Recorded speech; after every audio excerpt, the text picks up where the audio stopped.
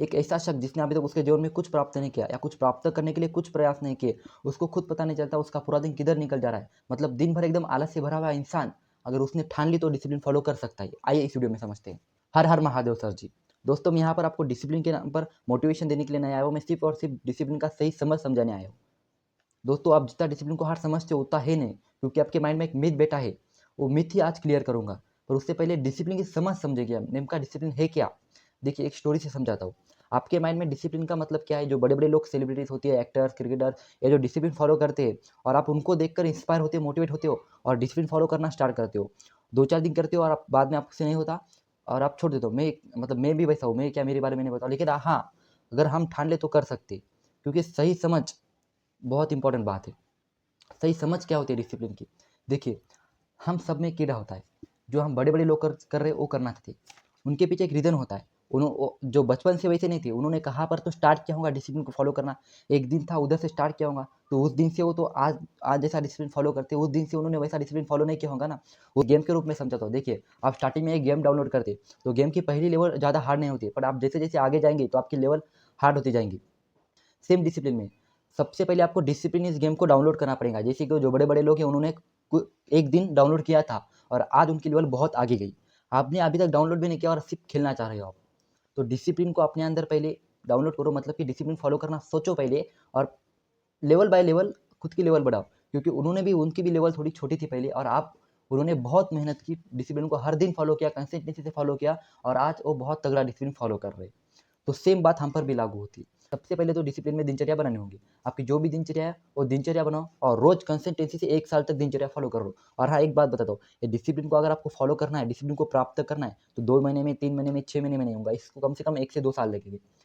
आइए कुछ रूल्स बताता हूँ और कुछ दिनचर्या बताता हूँ आपको, जिससे वजह से आपका डिसिप्लिन को फॉलो करना आसानी जाए आपको।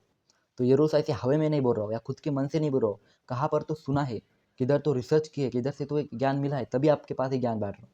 देखिए जिस दिन से आपने डिसिप्लिन फॉलो करना शुरू किया, उसी दिन से आप जिस भी भगवान को मानते हो उस भगवान के पास जाओ और बोलो, हे प्रभु, मैं मेरी ज़िंदगी आज से बदलना चाहता हूँ, मुझे अनुशासन फॉलो करना है, तो इस मेरे जर्नी में आप मुझे साथ दो। मैं आपको साक्षी मानकर 1 साल तक अनुशासन फॉलो करने का संकल्प लेता हूँ।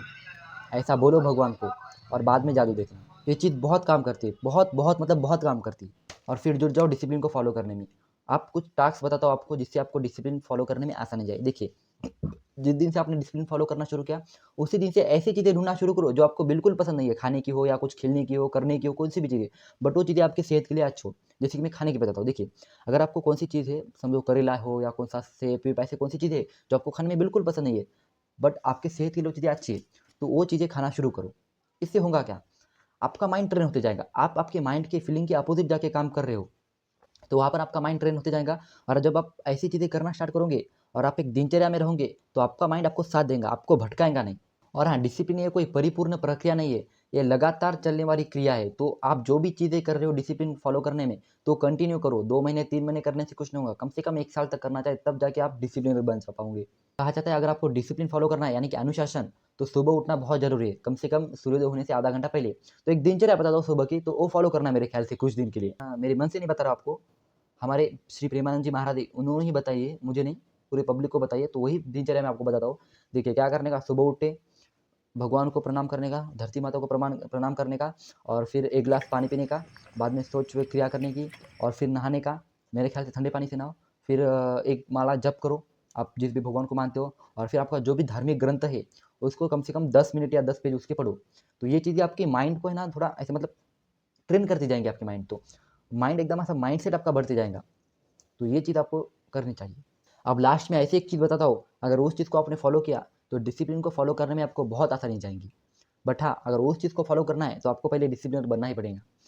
तो देखिए ये डिसिप्लिन और जो मैं अभी चीज़ बता रहा हूँ वो चीज़ और कंसिस्टेंसी, ये तीनों चीज़ें आपने बहुत दिनों तक कंटिन्यू चालू रखी अपने अंदर, तो 2-3 साल के बाद आप कुछ भी प्राप्त कर सकते हो। और जो मैं चीज़ बता रहा हूँ उस चीज़ का नाम है ब्रह्मचार्य।